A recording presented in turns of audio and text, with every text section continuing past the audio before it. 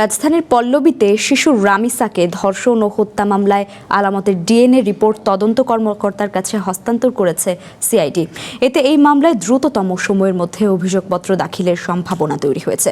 সেই সাথে এই হত্যা মামলা পরিচালনায় বিশেষ পাবলিক প্রসিকিউটর নিয়োগ দিয়েছে সরকার। এর আগে রাজধানীর ব্র্যাক সেন্টারে এক অনুষ্ঠানে আইনমন্ত্রী জানান, ঈদের পরেই রামিসা হত্যা মামলার বিচার শুরু হবে।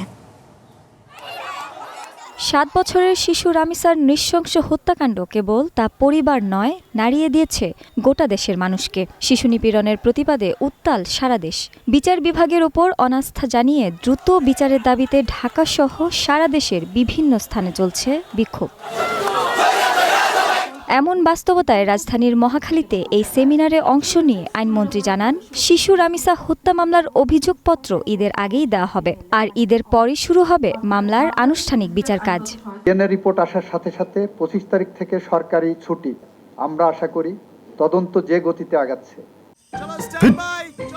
লাইফে কোনো কিছুর গ্যারান্টি নাই, তাই ইন্স্যুরেন্স করুন সিটি ব্যাংকে, কারণ ইন্স্যুরেন্স করলে সিটিতে সুরক্ষা পাবেন নিশ্চিন্তে।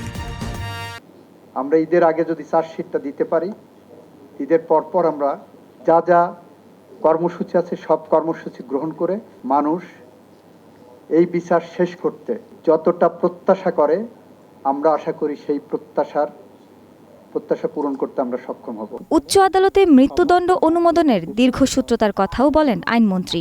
জানান, বিচারিক আদালতের রায়ের পর হাইকোর্টে পেপার বুক প্রস্তুতে দীর্ঘ সময় লাগার কারণেই চূড়ান্ত রায় পেতে দেরি। এই প্রক্রিয়াকে আরও দ্রুত ও সহজ করতে সরকার কাজ করছে বলেও জানান তিনি। সঙ্গত কারণে সেখানে সময়টা লাগে পেপার বুক রেডি হতে।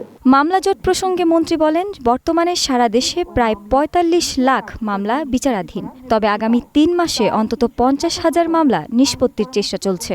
45 লক্ষের মতো মামলা পেন্ডিং সারা বাংলাদেশে এখন। শাওন জুই, ওয়ান নিউজ, ঢাকা।